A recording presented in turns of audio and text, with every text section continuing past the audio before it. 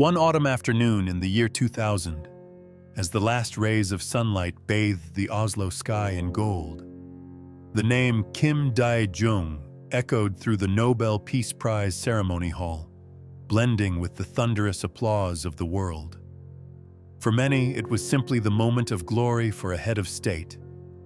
But for him, it was the sweet conclusion to a journey paved with blood, tears, and countless brushes with death.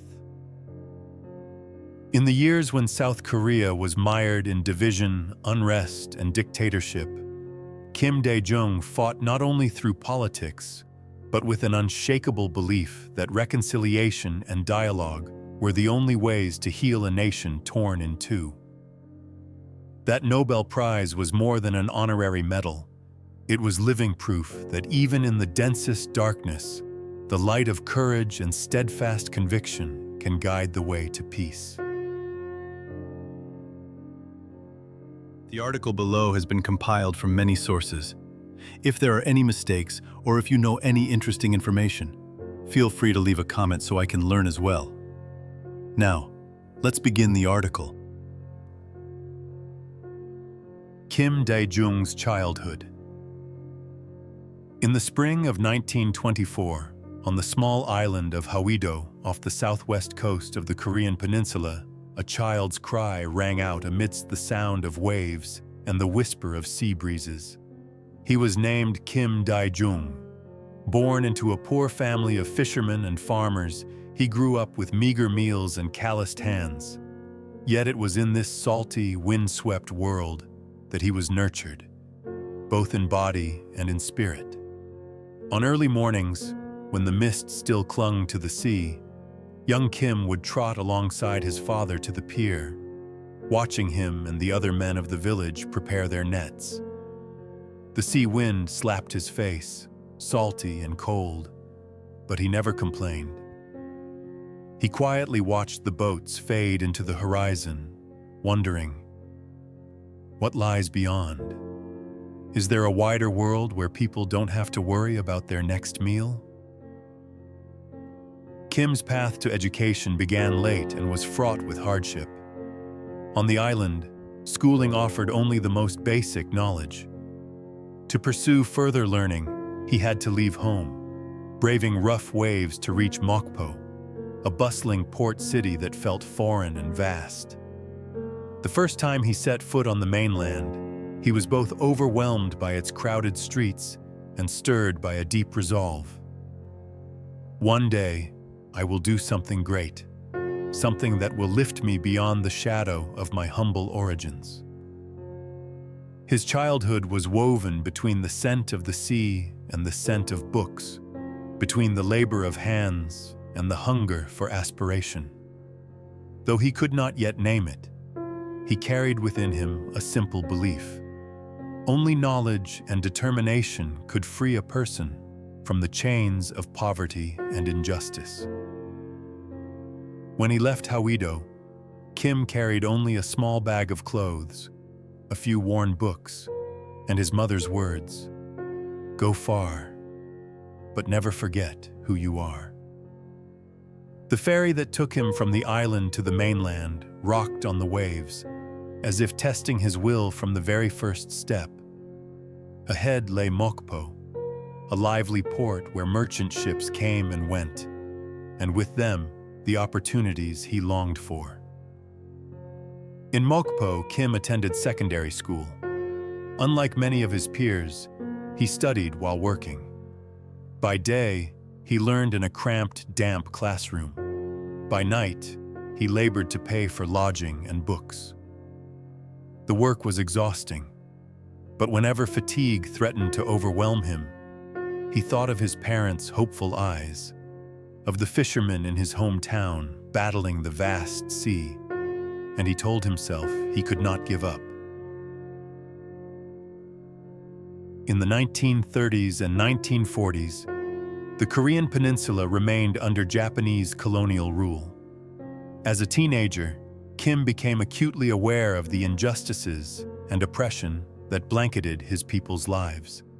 He devoured books, not just to escape the suffocating reality, but to seek answers, Why had a nation lost its freedom, and how could it win it back? After graduating, Kim did not choose a safe and stable path. He worked for a shipping company in Mokpo, quickly rising through the ranks thanks to his diligence and managerial skill. These years gave him a keen understanding of commerce, economics, and, most importantly, the lives of the working class. Alongside his job, Kim began engaging in social activities, seeds that would eventually grow into his political career. Amid the storm of history. In the 1940s, the Korean Peninsula was like a ship tossed by violent waves without a rudder. The Pacific War erupted, and Japan tightened its colonial grip. In Mokpo, Kim Dae Jung, by then out of school, was working in the shipping industry while quietly nurturing an ambition to rise above his circumstances. He began reading not only history and economics, but also banned political works, passed from hand to hand under dim lamplight. On August 15, 1945, news of Japan's surrender swept through the port city. Crowds in Mokpo poured into the streets, their cheers erupting after years of suppression. Yet the euphoria quickly gave way to a harsh reality. The peninsula was split along the 38th parallel, and a truly free Korea remained an unfinished dream. Kim realized that political independence did not automatically mean freedom and justice for all citizens. In the years that followed, he threw himself deeper into the maritime transport business, transforming a small company into a regional success. People remembered Kim Dae Jung not only as a talented entrepreneur, but also as an employer who cared about his workers' livelihoods, willing to use his own money to help them in times of need. This success gave him both a public reputation and financial independence, two pillars that would support his later entry into politics. In 1950, the Korean War broke out. Mokpo became a refuge for waves of displaced families. Kim witnessed firsthand the separation of loved ones, the threat of bombings over the city, and the fragility of human life.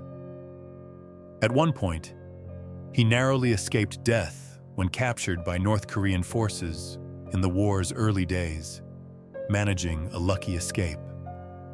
The experience left a deep mark on him, reinforcing his belief that peace could not rely solely on the power of arms. After the war, South Korea fell into a grueling cycle of reconstruction.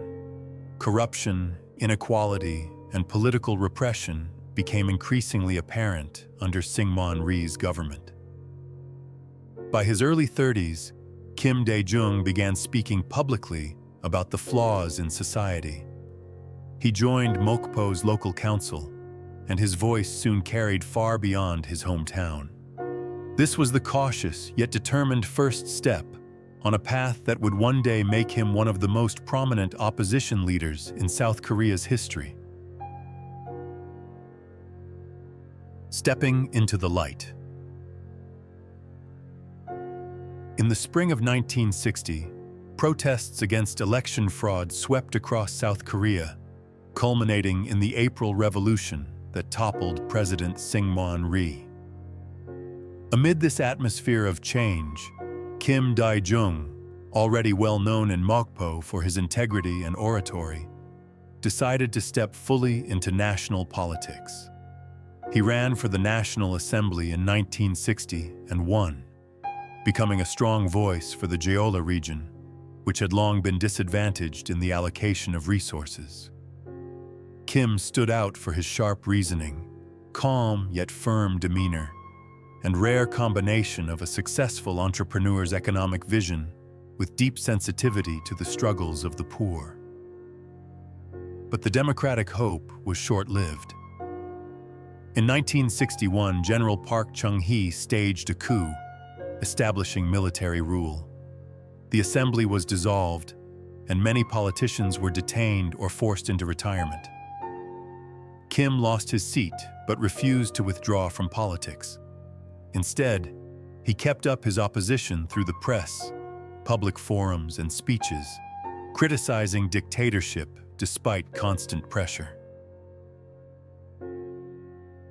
By the late 1960s, Kim returned to politics, once again winning a resounding victory in the National Assembly. His comeback reinforced his personal credibility and confirmed that Jeolla's people saw him as a counterbalance to centralized power. He quickly emerged as one of the opposition's most prominent figures, challenging Park Chung-hee's authoritarian policies right in the legislative chamber. In 1971, Kim entered the fiercest political contest of his career, running for president against Park Chung-hee. Traveling the country, he drew massive crowds with impassioned speeches and promises of a democratic, fairer South Korea. He nearly unseated Park, losing by only a narrow margin despite the full weight of the state machinery being behind his opponent. That narrow loss made him Park's most dangerous rival. Kim continued to denounce authoritarianism and sought international support to highlight South Korea's repression. In 1972, Park enacted the Yushin Constitution, granting himself near absolute power and indefinite terms. Kim openly condemned it as a death sentence for democracy, prompting tighter surveillance, speech bans, and restrictions on all his activities. Tensions exploded in August 1973 when Kim, then in exile in Tokyo, was kidnapped at the Grand Palace Hotel by South Korean agents. Drugged and taken to the harbor, he was to be killed at sea, only for U.S. intelligence intervention to force his captors to release him near Busan. The incident shocked the international community, turning Kim into a global symbol of the pro-democracy struggle. Back in South Korea, Kim endured repeated arrests, house arrests, and constant monitoring. Yet he maintained quiet links with student activists, intellectuals, and religious leaders opposing dictatorship. When Park Chung-hee was assassinated in October 1979, many hoped for democratic reform. But just a year later, General Chun Do-hwan seized power in another coup, imposing martial law. Kim was arrested again, accused, falsely in his words, of inciting the May 1980 Gwangju uprising. A military court sentenced him to death, sparking global outrage. Due to intense pressure from the United States and the international community, his sentence was commuted to life imprisonment, then to house arrest. By the end of the 1970s, Kim Dae Jung had become the embodiment of an unyielding statesman, one willing to risk his freedom and his life to uphold the ideals of democracy. Return from the darkness.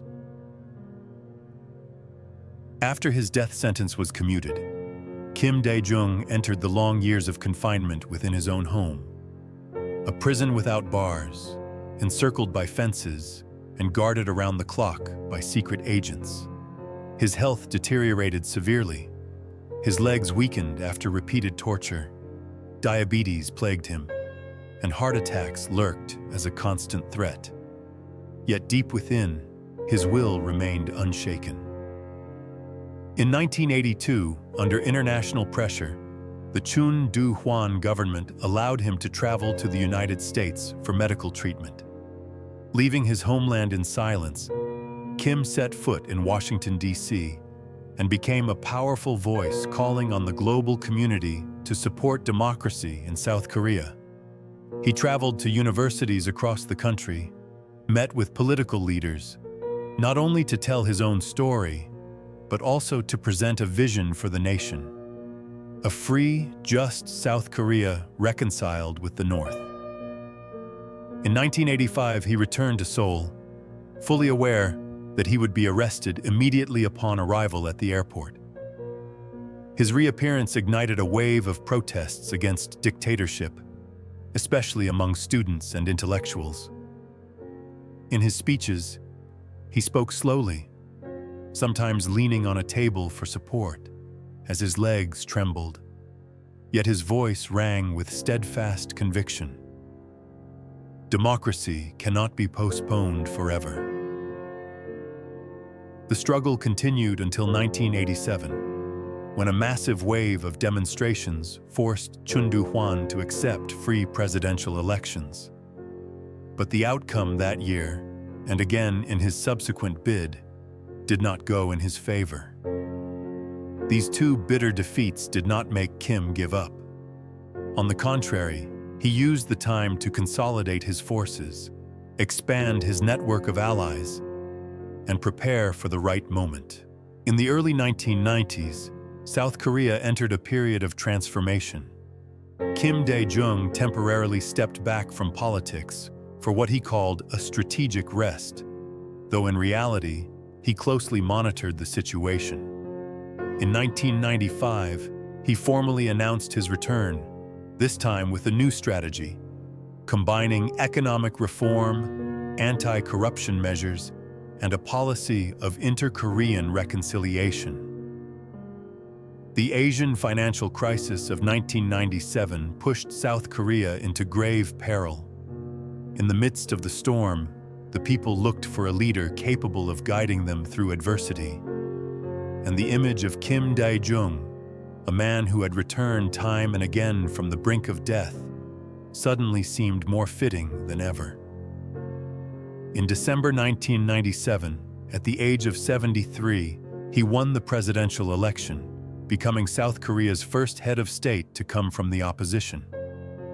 From a hunted man to the leader of the nation, his nearly three-decade journey stands as proof of an unyielding will, and of the belief that even in the darkest of nights, the dawn can still come. Sunshine in the darkness and the dream of reconciliation. On February 25, 1998, in the midst of the Asian financial crisis that had engulfed South Korea, Kim Dae Jung stepped onto the inauguration stage to take the oath of office as president. He became the first leader in South Korean history to come from the opposition after decades of struggle, imprisonment, and near-death escapes. The atmosphere at the time was heavy with uncertainty. The won had plummeted in value, major conglomerates teetered on the brink of collapse, and millions were out of work. But for Kim Dae Jung, this was not merely an economic battle. It was the moment to stake his career on turning his vision of reconciliation on the Korean Peninsula into reality. His most famous, and also most controversial chance initiative, the Sunshine Policy, stemmed from an old fable. The wind and the sun competed to see who could make a traveler remove his cloak. The harder the wind blew, the tighter the traveler clung to his garment. But when the sun shone warmly, the traveler willingly took it off. Kim Dae Jung believed that rather than threats or punishment, South Korea needed a warm, patient approach to encourage North Korea to open up and become less isolated. He did not stop at words. In his first term, his administration expanded humanitarian aid to the North, eased trade restrictions, and allowed for fledgling joint economic projects such as the Kaesong Industrial Complex. It was also under his leadership that the historic Inter-Korean Summit took place in June 2000 in Pyongyang, the first face-to-face meeting between leaders from both sides of the peninsula since the Korean War. The moment Kim Dae Jung stepped off the plane in Pyongyang and was greeted, handshaken, and lightly embraced by Kim Jong-il was broadcast live around the world. Behind that embrace lay decades of hatred, war, and division, and in Kim Dae Jung's eyes, a fragile hope that history could be steered onto a different course. In 2000, the international community recognized these efforts. Kim Dae Jung received the Nobel Peace Prize, becoming the first and so far only Korean to be honored in this category. In his acceptance speech in Oslo, he did not dwell on his own achievements, but spoke of the people of the two Koreas, families torn apart, the elderly waiting endlessly, and young generations who had never known a unified peninsula. Even so, the Sunshine Policy was not without its shadows. Critics argued that aid and economic cooperation inadvertently helped North Korea sustain its regime without changing its nature. But Kim Dae Jung remained steadfast. We cannot change them by building higher walls. Only when light penetrates can the darkness recede. By the time his term ended in 2003, South Korea had emerged from the financial crisis. The economy was on the path to recovery, and inter-Korean relations had experienced rare moments of warmth. Though the division remained, Kim Dae Jung left behind a distinctive political legacy. The conviction that even in the coldest of times, a ray of goodwill can still light the path toward peace. The Sunshine Policy and the Nobel Peace Prize.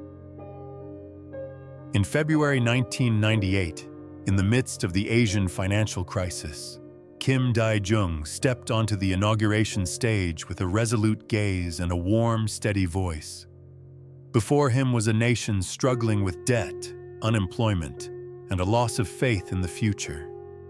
Yet, with his long-standing political experience and an unyielding will, he embarked on a dual mission: to restore the economy and to heal the wounds of national division.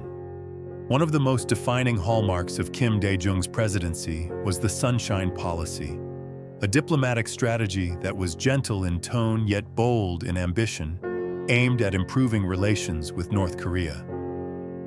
Unlike the hardline confrontation of previous administrations, Kim believed it was necessary to approach Pyongyang through dialogue, humanitarian aid, and economic cooperation, like the warm sunlight melting away ice. In June 2000, he achieved a historic moment, the first inter-Korean summit since the peninsula was divided. In Pyongyang, Kim Dae Jung shook hands with leader Kim Jong-il amid a scene of thousands waving flags and flowers. The meeting was not merely symbolic. It also paved the way for family reunions, joint economic projects, and security dialogues. That same year, his tireless efforts for peace were recognized by the world. The 2000 Nobel Peace Prize was awarded to Kim Dae Jung, honoring him as the Nelson Mandela of Asia, a symbol of reconciliation and democracy. However, the path he chose was not always lined with roses. The Sunshine Policy faced domestic skepticism, with some arguing that aid to North Korea did not guarantee substantive concessions in return. Moreover, although South Korea's economy gradually recovered from the crisis, it still harbored underlying instabilities. Even so, Kim Dae Jung remained steadfast. Throughout his presidency, he pushed forward with financial reforms, opened up markets, and upheld his commitment to inter-Korean dialogue. When he left office in 2003, he left behind the legacy of a leader who dared to face the past, believed in the power of reconciliation, and was willing to walk a path few had the courage to take. The final years and enduring legacy. On February 25, 2003, when Kim Dae Jung left the Blue House, he was no longer the most powerful man in South Korea, but had returned to being an ordinary citizen. Yet ordinary was never a word to describe his life. Despite his advancing age and declining health, Kim continued to appear at international forums and peace and democracy lectures, moving slowly, with a calm demeanor, but with eyes that still lit up whenever the Korean Peninsula was mentioned. He remained steadfast in his commitment to the Sunshine Policy, even as succeeding administrations distanced themselves from its philosophy. Time and again, he called for the continuation of inter-Korean dialogue and opposed any actions that might push the two Koreas back to the brink of war. For Kim, reconciliation was not a political tactic, but a lifelong mission. However, his post-presidency years were not entirely peaceful.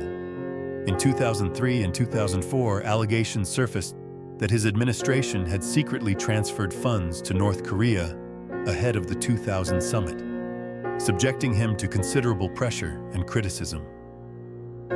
Kim Dae Jung firmly denied any wrongdoing, stressing that every effort at the time had been aimed at securing peace and serving the national interest. Beyond political controversy, old age brought with it numerous health issues. Nevertheless, he maintained an astonishingly active schedule, writing books, giving interviews, and meeting world leaders. He once said, "I have survived assassination attempts, imprisonment, and exile. Therefore, as long as I can still walk, I will continue to speak about peace." In 2009, as South Korea and the world were still reeling from the global financial crisis, news of Kim Dae Jung's health worried many. He was hospitalized in July with pneumonia. Even in his final days, he kept up with the news, especially on matters concerning North Korea, as if unwilling to part from the land that had always lived in his heart. On August 18, 2009, Kim Dae Jung passed away in Seoul at the age of 85. South Korea mourned him as it would a great statesman, a man who had experienced every high and low, from death row inmate to Nobel Peace Prize laureate, from political prisoner to democratically elected president, and finally to an enduring symbol of democracy and reconciliation. His state funeral was solemn, attended by tens of thousands of citizens and international dignitaries. In the quiet crowd, many held hands, a simple yet deeply meaningful gesture, like a silent tribute to the man who had devoted his life to the belief that warm sunlight could melt the frozen tensions of the Korean Peninsula.